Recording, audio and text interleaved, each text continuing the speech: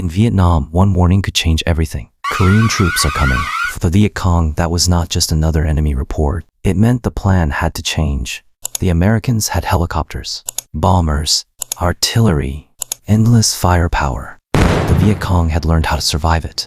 They hid, they waited, they disappeared.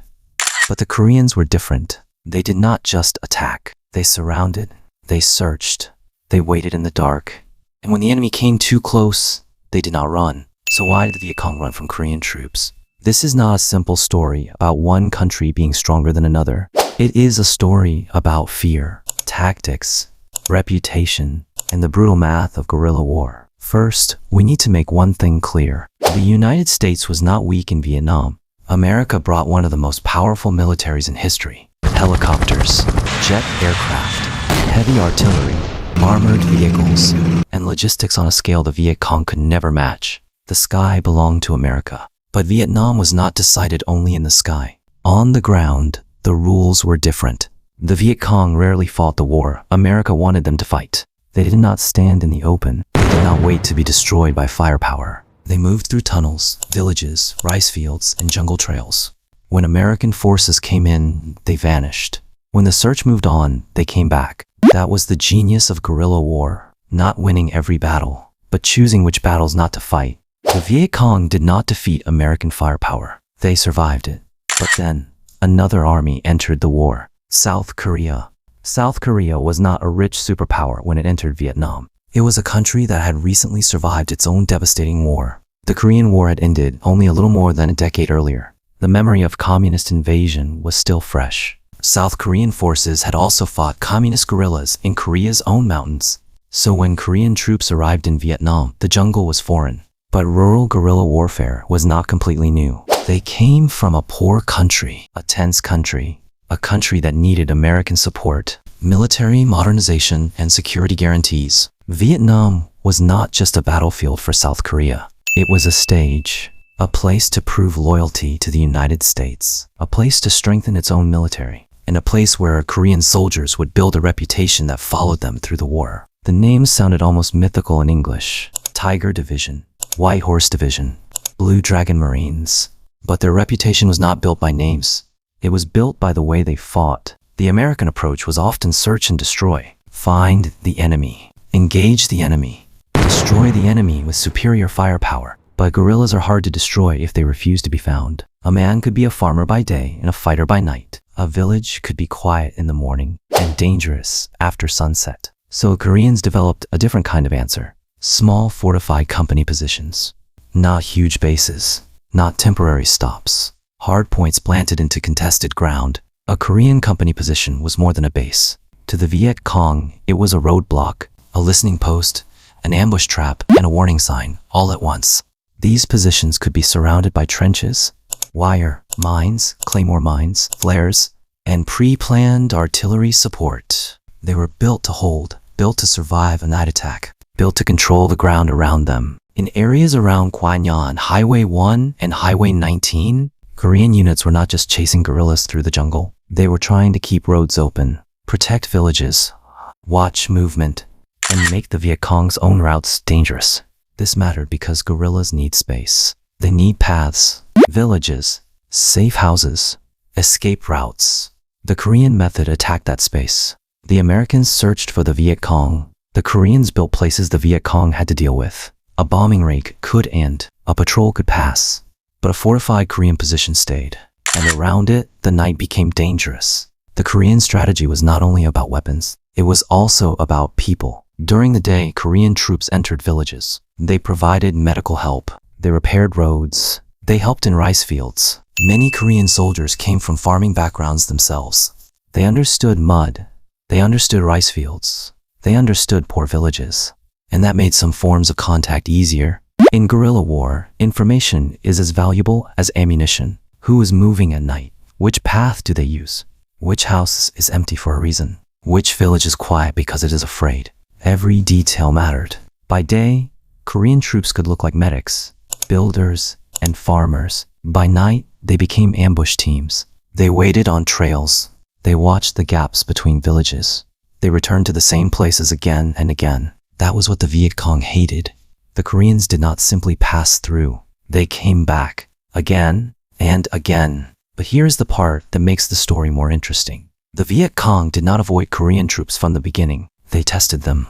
In early 1967, Korean Marines suffered serious casualties in an ambush near Tra Binh Bok. For the Viet Cong and North Vietnamese forces, that mattered. It suggested that Korean units could be hit, maybe even broken. So the next target became bigger. Not just a patrol, not just a convoy. A Korean company position, a fortified base that represented the Korean method itself.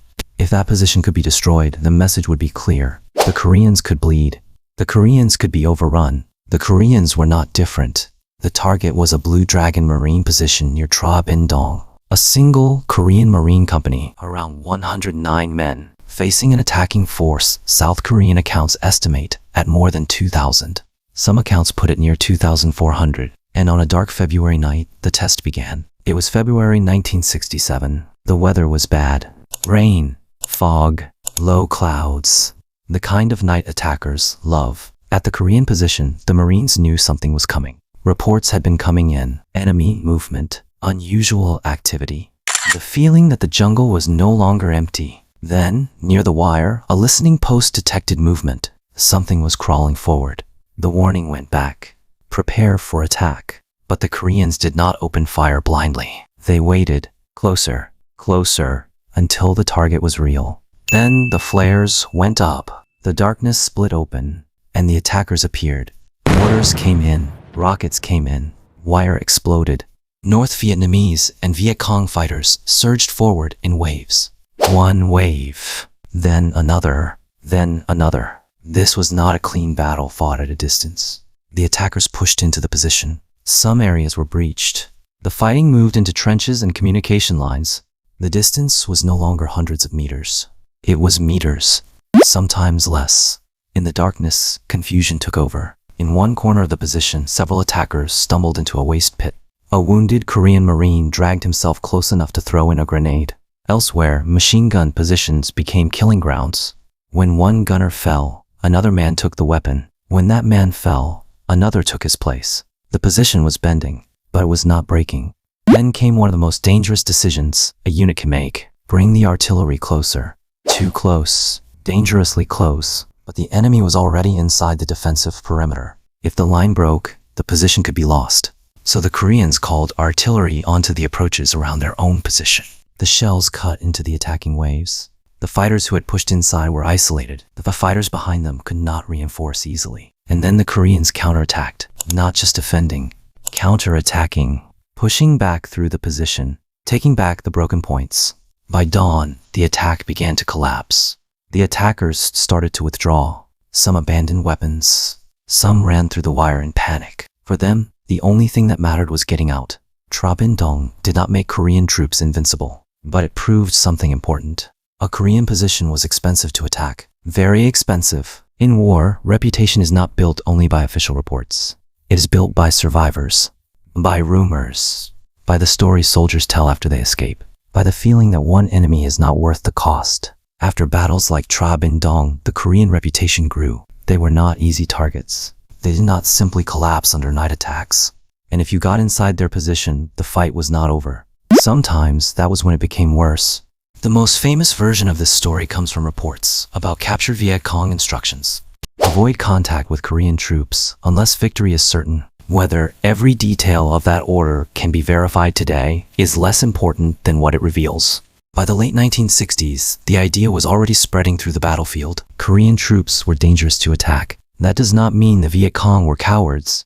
It means they were practical. Guerrilla war is survival math. Do not fight every battle. Do not attack every enemy. Choose the fight that helps you live long enough to fight again. And Korean troops made that calculation harder. So why did the Viet Cong run from Korean troops? Not because Koreans were mythical warriors. Not because Americans were weak. And not because the Viet Cong were afraid of fighting. They ran or avoided contact because Korean units made survival harder. The Viet Cong could wait out a bombing raid. They could vanish after an American sweep. They could melt back into villages and return later. But Korean units often stayed. They built positions. They controlled roads. They worked with villages. They set ambushes at night. They searched the spaces guerrillas needed to disappear into. And when attacked, they developed a reputation for holding on. The Viet Cong were experts at disappearing. The Korean method was designed to make disappearing difficult. That was the difference. America controlled the sky. South Korea controlled the exits. But this story cannot end as a clean war legend. Fear is a weapon. It can make an enemy hesitate. It can make a unit cancel an attack. It can make guerrillas choose another road. But fear does not stay only on the battlefield. It spreads into villages, into families, into memory. South Korean troops built a real military reputation in Vietnam. But the memory of that war also includes civilian suffering and allegations of massacres. Decades later, South Korean courts would hear cases connected to Vietnamese civilian victims. For some Vietnamese civilians, Korean troops were not just dangerous soldiers. They became part of a memory that did not end when the war ended. That is why the story is complicated. The battlefield reputation was real. The tactical skill was real. But so were the scars. War does not create only heroes and enemies. It creates memories that nations struggle to face.